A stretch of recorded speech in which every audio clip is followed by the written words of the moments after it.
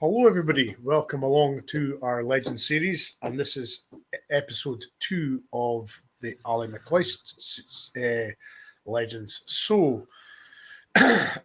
Tonight I am joined by. Oops, that furniture just fallen there.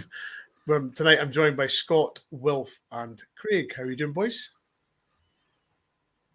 Oh, good Really man. good, Brian. Fine, Been Brian. a long time since I've seen you. I know it's been ages. So, guys, the episode 1 obviously took us up to Ali's first league win as a Rangers player. He had obviously moved from St Johnstone to Sunderland. Rangers tried to sign him from St Johnstone, failed.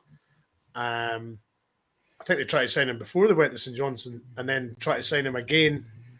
And the third time they got him, so it was third time lucky for Rangers. They got Ali McCoist. Um, I would say, as you said, Wolf, in the first episode, it was a difficult period for Ali at that time because he was a young guy. He was coming into what we could only describe as a very poor, average Rangers team, and all that was expected at the time of Rangers then was winning a cup. Because I think, as you said before, the new firm were firmly in charge in Scottish football in the mid-80s, and Rangers were miles away from winning a league at that point, weren't they? Yeah, when McCoist came in, I mean, he wasn't. Nobody knew what to expect from him. We knew he scored goals. He scored against us for St Johnstone before he moved down to Sunderland. Went to Sunderland, but didn't really hit the heights at Sunderland. So we didn't really think we were signing a goal scorer. I mean, he signed as a midfield player, so we didn't really, think we didn't know then what we know now, that he was going to score so many goals for us and just be a goal machine. So, and as you say, the team were fair average. They were nowhere near league titles. I mean, it wasn't if we were just getting picked for league titles. We were nowhere near league titles at the time.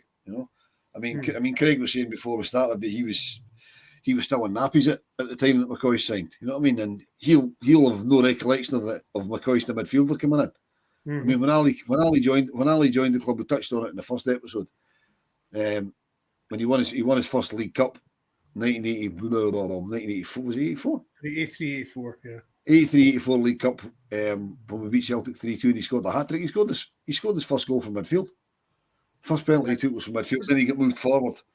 Because he wore the number 8 shirt, didn't he? So which was a midfield position, wasn't it?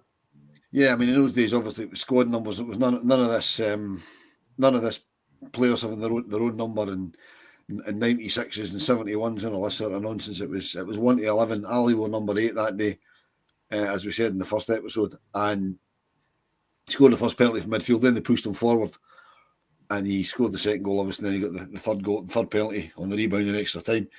So that probably did him a big favour, that hat trick, because the fans really hadn't taken to him before then.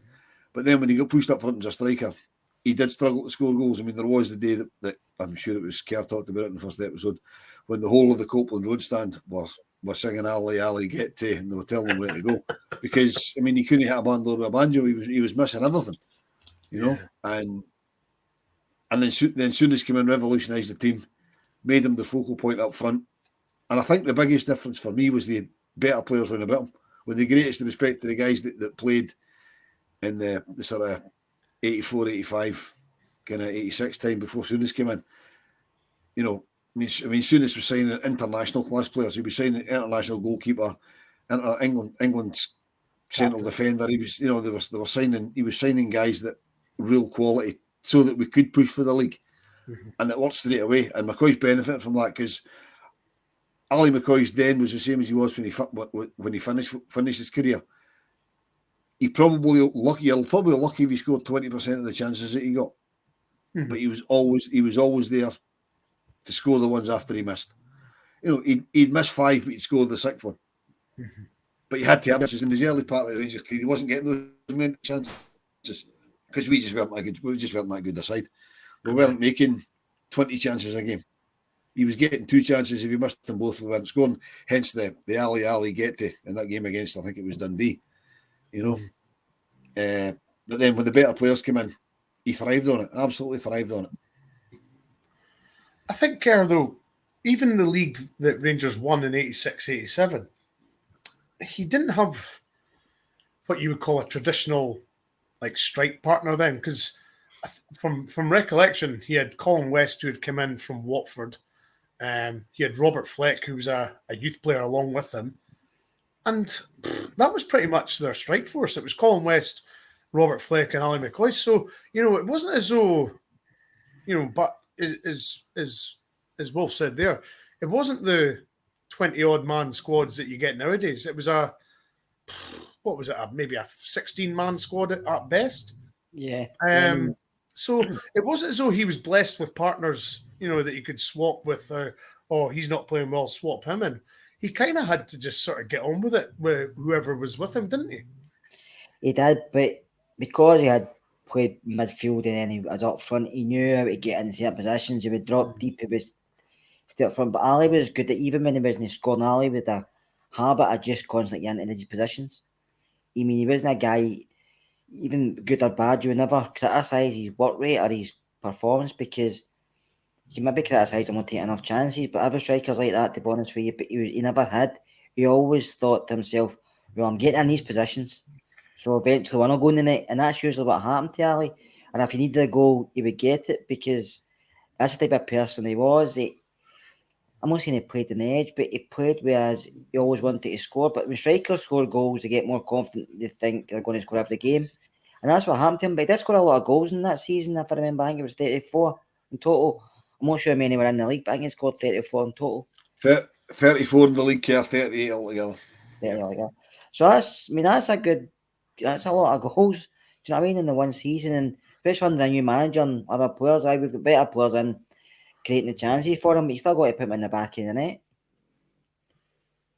Yeah, absolutely. And of course, Craig, the season after Rangers won the league was soonest they didn't win the league, but Ali still scored, from what I see, 31 league goals in 40 games. Now, for a team that didn't win the league, that's a fair return, isn't it?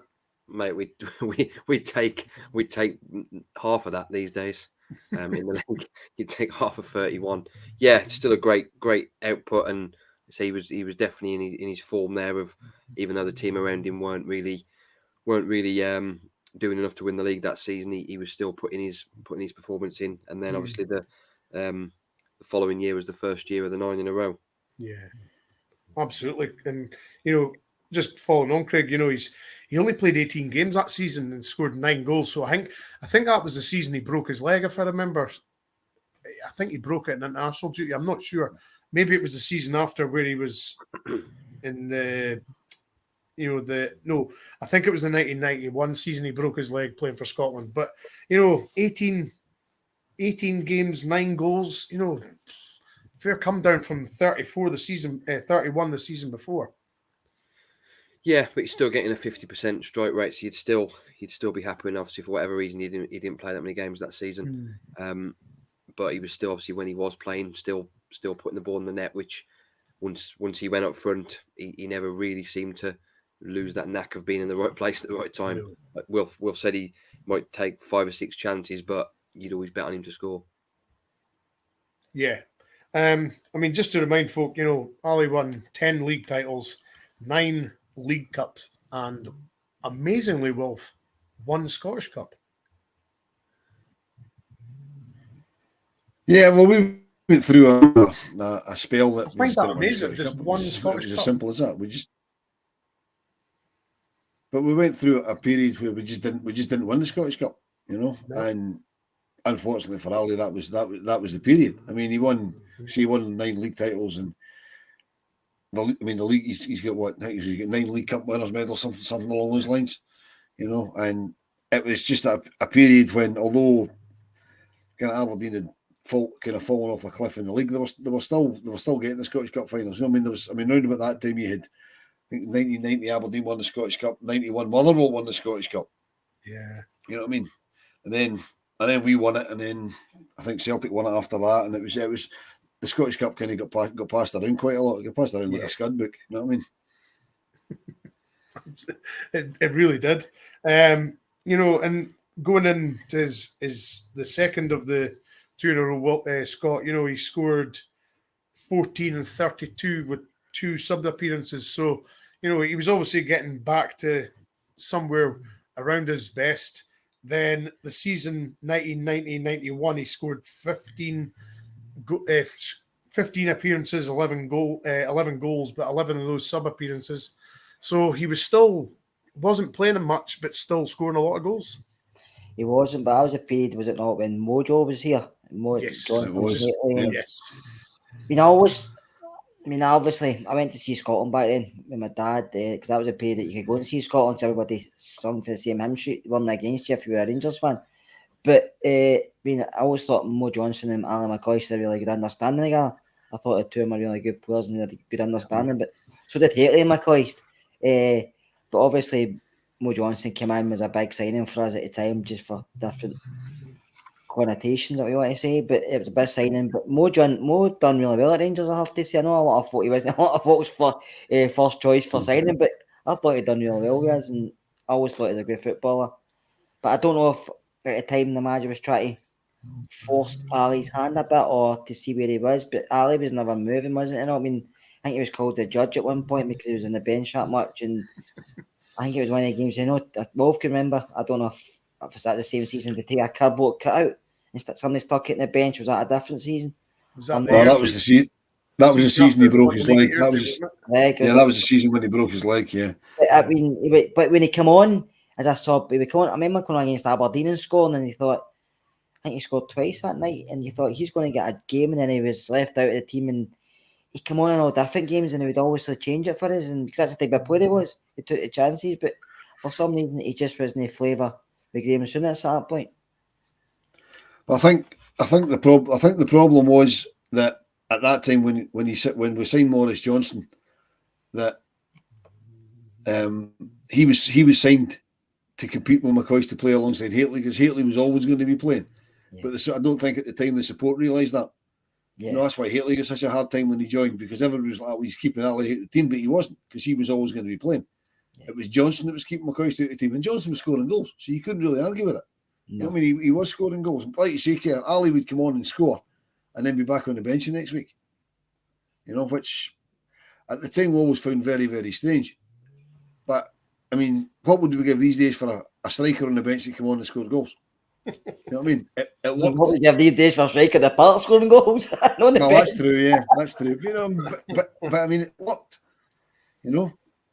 I mean, if you look at the season 89 to 90, I can't even say 89 to 90. I mean, Ali scored 18 goals. He was the leading goal scorer all season. He scored 18 goals in all competitions. But Maurice Johnson scored 15 in the league. Ali scored less than that in the league. I don't know what he got, but it was less than that in the league. 14.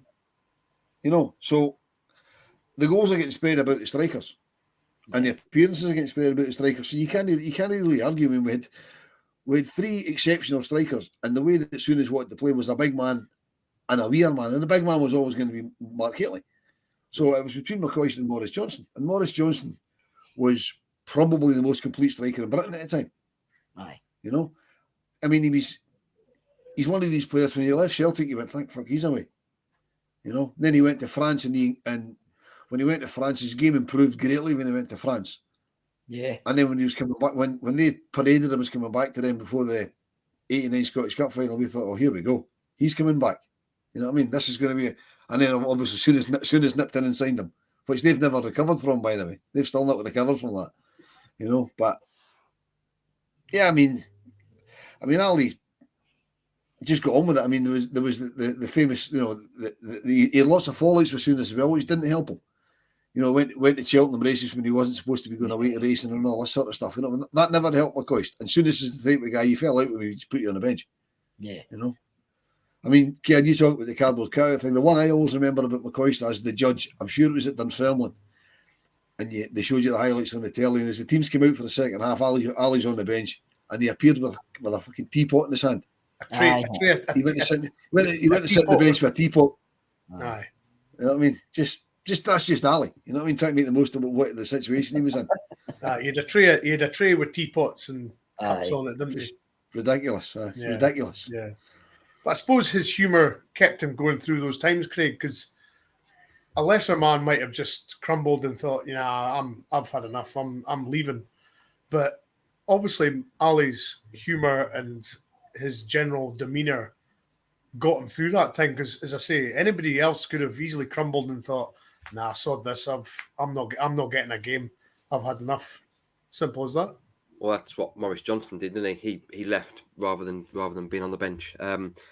Yeah, I mean, Ali's never changed. He's still like that now, isn't he? So he's still cheeky chappy. I remember growing up, used to see him every single week on Question of Sport, and he was just a mainstay of that. So that was sort of where most people knew him from. So yeah, it just shows his mentality was, no, I'm gonna stay and fight for my place. And obviously, as later seasons proved, that was the right decision. Absolutely. And then, of course, Wolf, we come into the 2 seasons which pretty much elevated Ali into a different stratosphere as far as strikers are concerned. He scored 34 goals from 37 starts in season 91-92. And then, of course, the famous 92-93 season, he scored 34 goals from 32 starts. In both seasons, he won the coveted European Golden Boot 2 years in a row, which was only equaled by 2 other players, 2 in a row. No. No, Papan, get one, no. No. I think it's Papan, and the other one is name escapes me. I'll come back to it. That. You go. Alexa. While you're thinking about that, the most noticeable thing for me, sorry, Brian, the most notable thing for me between those 2 seasons is, as you rightly say, he scored 34 goals in the league in the 91-92 season. But he only scored 39 goals overall, so he only scored 5 other goals in the Cups and in Europe. Yeah. But then when you go into the season after that, when he won a second Golden Boot, he scored 34 league goals, but he scored 49 goals overall. Yeah.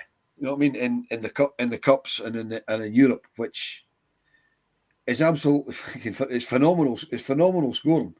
Yeah. You know what I mean? He scored 49 goals. And I'm just having a look here, see how many games he actually played in. And I must have missed it because how many games did he actually play in? Where are we? I'll look here. He got 52 games. He played 52 games and scored 49 goals. That's right. I mean, that's mental. That's absolutely mental. That's ridiculous. You know, and he quite rightly won his European Golden Boot. You know, and at that time it's unheard of a striker from a league like Scotland to get even close to winning that, and to win it 2 years in a row. Just an absolute phenomenal striker of a football. Yeah, I mean, going back to the winning it back to back, the only other players that have done it is Thierry Henry when he was at Arsenal, Lionel Messi obviously when he was at Barcelona, Cristiano Ronaldo when he was at Real Madrid, and then Robert Lewandowski when he was in the last 2 seasons at Bayern Munich. So that's the company he's keeping now. Scott, as Wolf says, 49 goals in 52 games is quite frightening, isn't it?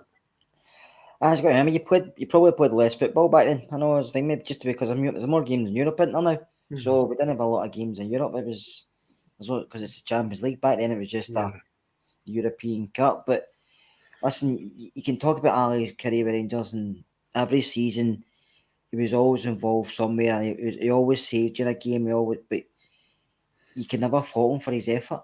I know he went through stages and with Mo Johnson, with Hateley, but probably saved him as well. Rangers, he was a Rangers man. He didn't want to leave, but he had a good relationship with both players. I think he roomed with Mo Johnson. They were really pally, and I think he got on really well with Mark Hateley as well. So I don't think he had any jealousy or anything. He was angry he wasn't playing, but it didn't reflect that directed to they two. It's more to the manager, because I knew Mo Johnson was a good player, I knew Hateley was a good player, and he was just the unfortunate one to be left out. So I just think he wanted to prove a point to the manager. But no, Ali's goal scoring record, especially over the 2 years we having Hateley up front, was superb. Yeah, and I mean, I'm just trying to look here. I mean, it's quite stark, as they're saying, Craig. You know that amount of games. I totally forgot it was 49 goals that season, because I was just purely looking at league goals. But you completely forget that you had the European games, that famous 92-93 season. You know, I mean, I don't think he didn't score in the European Cup that year, if I remember rightly. I don't think he scored in the champ, apart from the Leeds qualifier. Yeah, he scored home and away Leeds, but then the group stage he didn't score, which I found amazing. Yeah, they were the only 2 goals he got in Europe that season. Yeah, he only got 49 in all competitions. He only scored 2 in 9 games, which knocks his goals to game a bit down. I think he'd rather have lost that, and he'd probably be on sort of 47 goals from 40 odd games. So yeah, it's phenomenal, and you don't really get, unless you like Ronaldo or Messi, you don't really get those numbers now. So for a Scottish striker to get that back in those days when, like Kerr said, you didn't have a lot of European football. I mean, Rangers got really far in that season and only played 9 games. Now you play 9 games and you barely get at the group stage.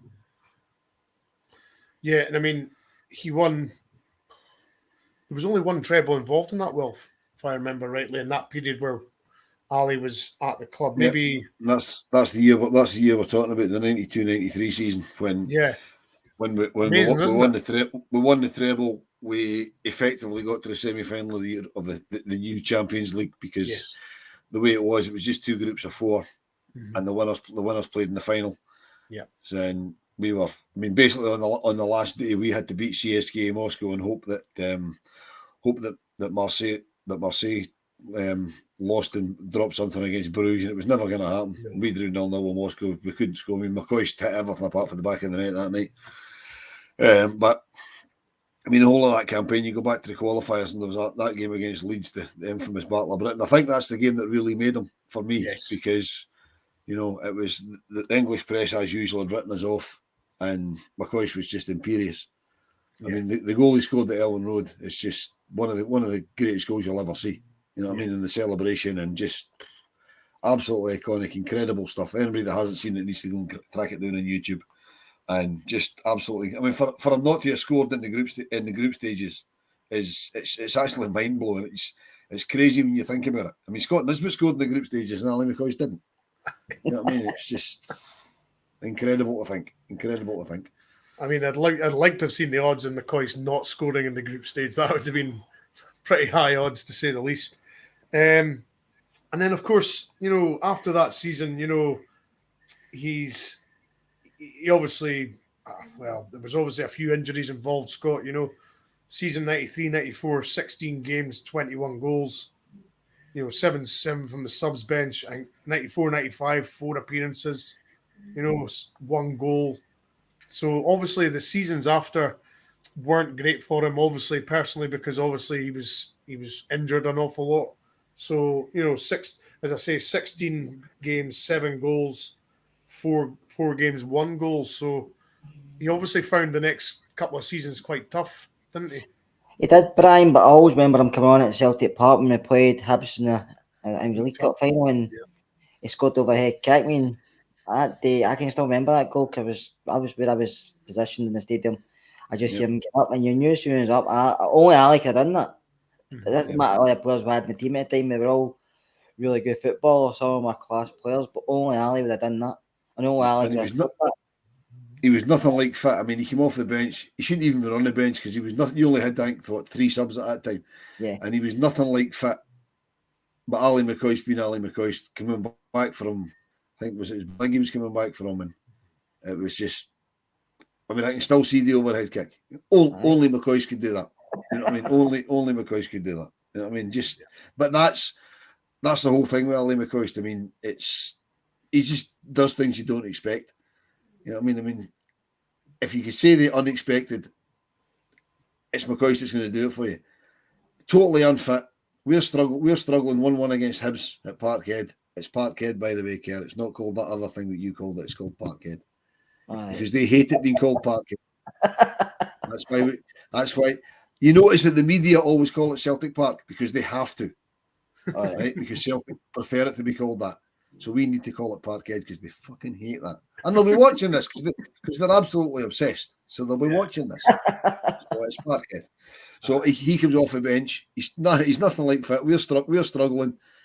And anybody else tries it overhead kick it, it ends up in the stand or out for a throw in or something. But Ali, straight into the corner past him. I think it was Jim Leighton he put it past. Jim Leighton goals, aye. Which makes it even better. You know what I mean? It makes it even better than it was like against Bandy Leighton. And this time Leighton couldn't sniff the linesman saying it was offside. Just I was waiting to say, Rolf, he wasn't. Was Jim? but that's Ali McCoist. That's what Ali McCoist was like. I'm saying was I take it Jim Layton didn't chase after any linesman that day. I don't think so. He Brian. couldn't get himself off the ground quick enough. You know what I mean? You know. Oh dear. And then, as I was saying, Craig, 95, 96, 18 goals, 18 games, 16 goals, 7 from the subs bench, 13 games, 10 goals, 11 from the bench. So you could see there was I wouldn't say there was a decline. I think that's very harsh, but you could see the performance or the goals wasn't quite at the peak like they were before. Yeah, I think he also had to contend, obviously, with new players coming in. So I think that was where he sort of, like Jury, Laudrup, obviously coming in at the time. Obviously, his injury knocked him back a bit. So there was a lot of stuff going on that he wasn't then playing sort of 40, 50 games a season for whatever reason. But he was still contributing with goals and important goals, not just ones that sort of the fourth or fifth in a routine when he was getting important goals all the time. So his contribution didn't, even though his games declined and his goal numbers declined, his contribution was still where it needed to be. And if I remember Brian, right, Brian, the thing with McCoist being there, Craig's 100% right. He was still contributing. See, the very fact he was on the pitch, that worried defences because they had no idea where he was going to be and what he was going to do. Because they knew if the ball reached Ali McCoist, the chances are he was getting a shot away. You know what I mean? And he was probably going to score. If he wasn't going to score, the keeper was going to have to save it. They'd have to block it. You know, and that's a great asset for a player to have because it worries you shit out of defences that he's even there. You know what I mean? So it was worth having him on the pitch just for that, even if he wasn't really contributing too much, because they knew that if he got a sniff, he was probably going to score. Well, the one he scored. There's very few strikers that have got that gift. The one he scored at Parkhead was prime example. Defenders didn't know what he was going to do, and he just sneaks in and heads it in, and he needed one header, and that was it. Absolutely. And I mean, going on to his record at Old Firm, sort of Scott, 55 games, 27 goals.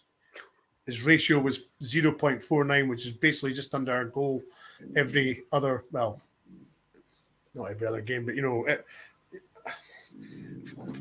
just pretty much a goal every other game. And I mean, that's a great record for an Old Firm. I mean, there's nobody even comes close to him as far as as far as a Rangers player as good as that. No, I mean, he enjoyed his time against Celtic, didn't he? He scored quite a lot of goals, important goals, and they loved playing against them. And he used to always say they all had banter on the park. They took it seriously enough. They would put off the park some of my mates. But I remember him telling a story. Him and Roy Eaton were having banter one day at Ibrox and giving it, get it up, you big man, or you're getting it back, McCoy stuff. I think that was actually game it finished 4 each, but he says that's what they do. He said when the Rangers scored, he would chase him and say, well, we're ahead and stuff like that. It's just Ali. He's the type of guy, like you said in the first episode, nobody disliked him, doesn't matter who he followed, because it was Ali McCoist, because he was a folksy, cheeky chappy, but he wasn't patronising, he didn't really slag other people. He was always having a joke and a laugh, and that probably went against him when he was a manager, right enough, but he was just a guy everybody loved. Even Celtic fans didn't dislike him as much as maybe other players that played for Rangers through their career, because Ali was just one of these guys who, I mean, you see what he's done in his career since he stopped playing football. He was always life and soul any party, isn't he? Absolutely. And I mean, his final season, Craig, he played 7 games, 7 subs appearance, 5 goals. And that was in the league. He had 2 starts, 2 sub, 4 goals in the Scottish Cup, 1 start, 2 subs in the League Cup, 4 goals. So obviously he was a bit part player, which must have been hard for him. But at the same time, I think it was a fairly obvious situation that season where there was pretty much the whole well, not the whole outfield team, but, vast majority of them were coming at the end of their Rangers career. And his famous last goal for Rangers was against his big nemesis team Celtic at Parkhead At with Park. a fabulous header. Yeah, it's one that you see quite a lot, and just the movement. You could see that even though he was getting on in obviously his age, his movement was still spot on. He still knew to take a step away from the defender, and the defender didn't have a clue where he was. He could have been into the defender, could have been picking the defender's pocket. The defender would not have had a clue where he was, and just buries it in the corner. And it was quite fitting that that was his last goal. That the team that he always scored against was his last goal for Rangers. But yeah, even though obviously he wasn't the only one leaving that summer. The manager was as well, so I think it was quite a fitting end to his Rangers career that he scored at Parkhead, as Will said, Parkhead, and that was the perfect way for him to sign off. It's just that you know that shouldn't have been his last goal. His last goal should have been in the Scottish Cup final that year when he got absolutely assaulted with 5 minutes to go inside the box and we never got a penalty for it. Yeah, And that still rankles with me. And my missus, who we all know is a jumbo, tells me to get over it. I just can't. It's just they got a penalty, if you remember, because Steve Fulton dived about 10 yards into the box and the referee gave them a penalty, which Mickey Cameron scored. And then it's 2-1. There's 5 minutes to go. McCoist gets absolutely assaulted in the box, and he just waves play on. And if we got that penalty, I've got no doubt McCoist would have taken it. Yeah. And I've got absolutely no doubt McCoist would have scored it. But was it quite fitting, Wolf, that he scored his last goal for Rangers at Parkhead against that mob? In a way. It is, but it'd have been more fitting if he scored the goal in a cup final to win as a cup. But that's one of those. Yeah, but I mean, in all seriousness, yes, it probably is, because that also got the Old Firm goal scoring record of 27. You know what I mean? I'm sure there was a Celtic player on 26. I'm sure he was level with him until he scored that goal. And he always loved the goal against them.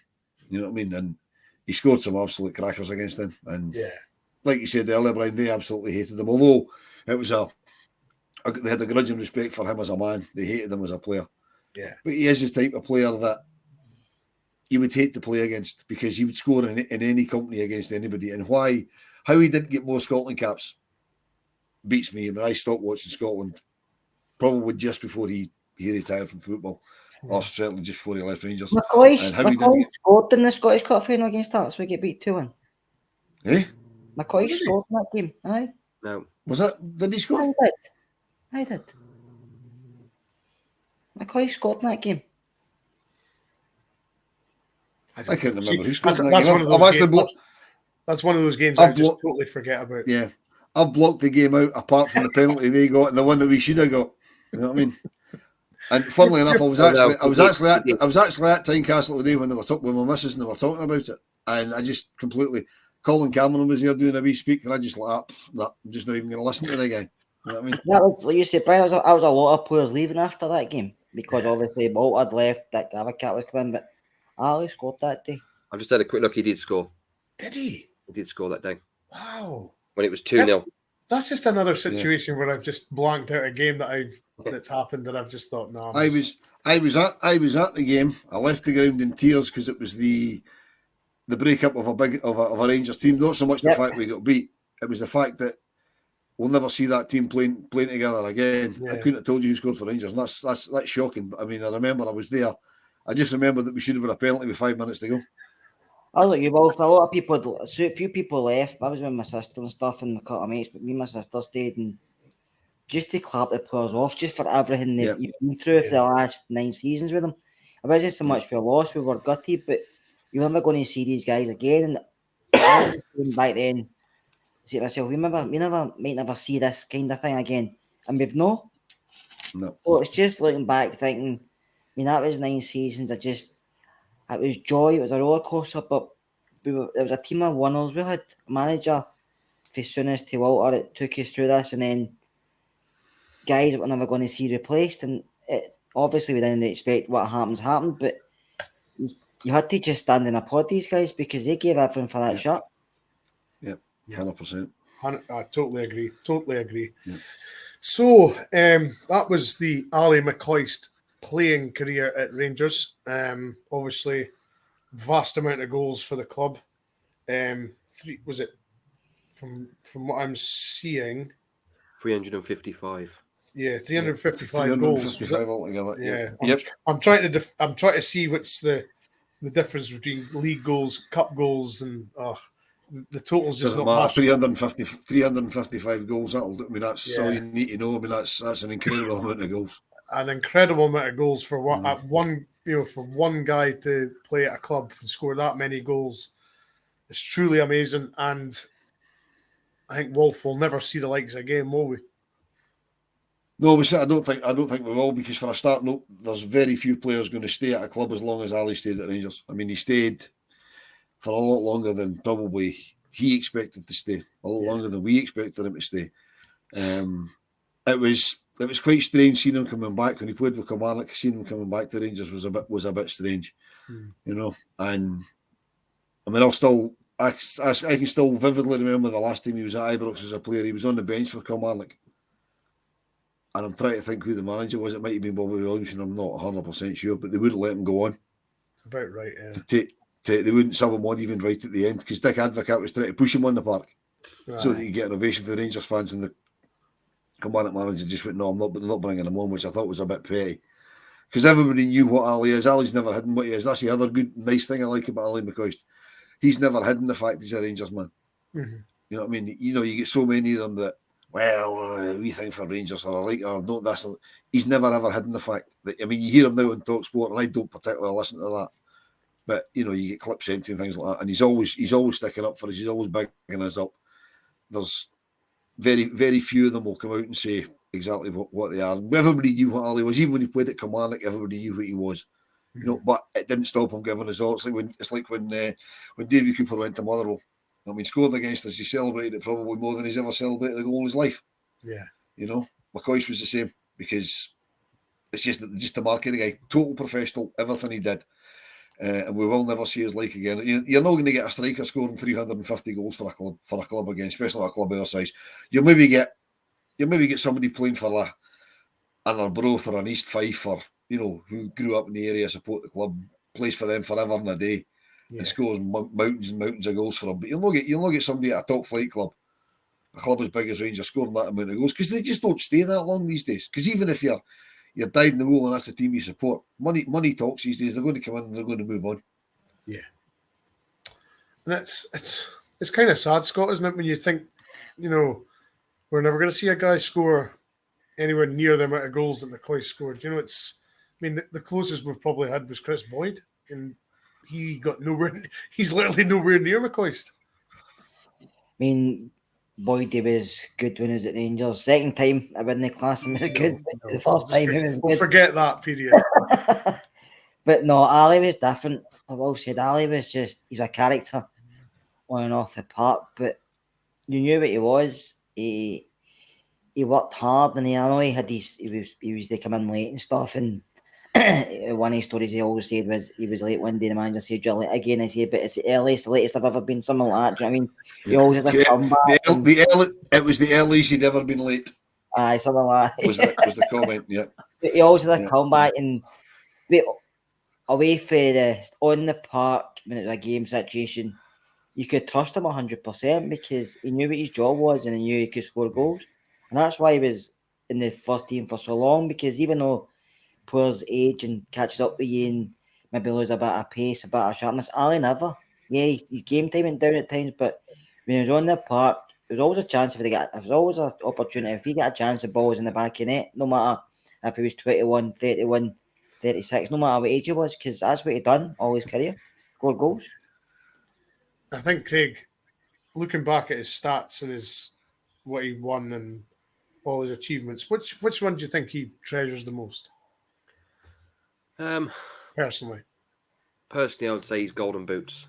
Mm-hmm. I would say they're the two that he treasures. Because obviously at the time it was, like Will said, it was unheard of for a player playing in Scotland to score that many goals and to win the golden boot once would be an amazing achievement, but to win it back to back was unbelievable. I think that's where he personally, I think that's where he would have that most love for those two golden boots. Yeah, absolutely. Just an amazing career, guys. Just gave us so much joy over the years that pre-9 in a row, during 9 in a row. Moments that just take your breath away, and just moments of brilliance. Well, there's several goals you could reel off where you just think only he could do that. Well, for me, as I said earlier, his goal at Ellen Road's a goal I'll never ever forget. I mean, it's just absolutely incredible, And he scored so many. The overhead kick against Hibs in the League Cup final. He scored so many.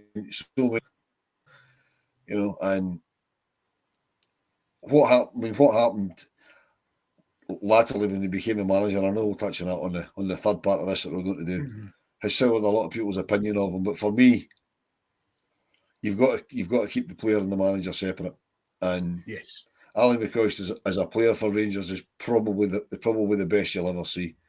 Not the most skillfully gifted player. There's been better footballers on him. Mark Walters was a genius. Davy Cooper was a genius. Brian Laudrup was an absolute genius on the ball. Paul Gascoigne when he was on his game. There was more lethal scorers on him. Marco Negri for 6 months scored piles of goals. But as an overall player for Rangers, overall striker for Rangers, you'll never see another Ali McCoist. I mean, if a player like him came on the go now, they'd be signed by one of these mega rich clubs for absolute fortunes, because you couldn't put a price on the worth of what McCoist did for you. I mean, he basically single-handedly took us to 2 or 3 league titles. Almost single-handedly won us trophies at times. Just an incredible football player. Yeah, and a thoroughly nice guy as well. Well, that's the nice bit. He was a nice guy along to boot as well. So as Wolf said, we're going to concentrate in part 3 on Ali McCoist after his playing career. It's going to be a bit of an interesting one. It's going to be quite difficult at times, because obviously there was things happening at the club that necessarily we didn't want. But I think, as we'll discuss in the third part, there was no better person to have as manager at the point than Ali. Thanks to Craig, Wolf, and Scott for going over his playing career. Thank you for coming on, guys. No problem. Sharing your memories. Always good, especially with a guy like Mr. McCoist. And as I say, part 3 will be his post-playing career, and which is going to be extremely interesting. But until then, we'll see you soon.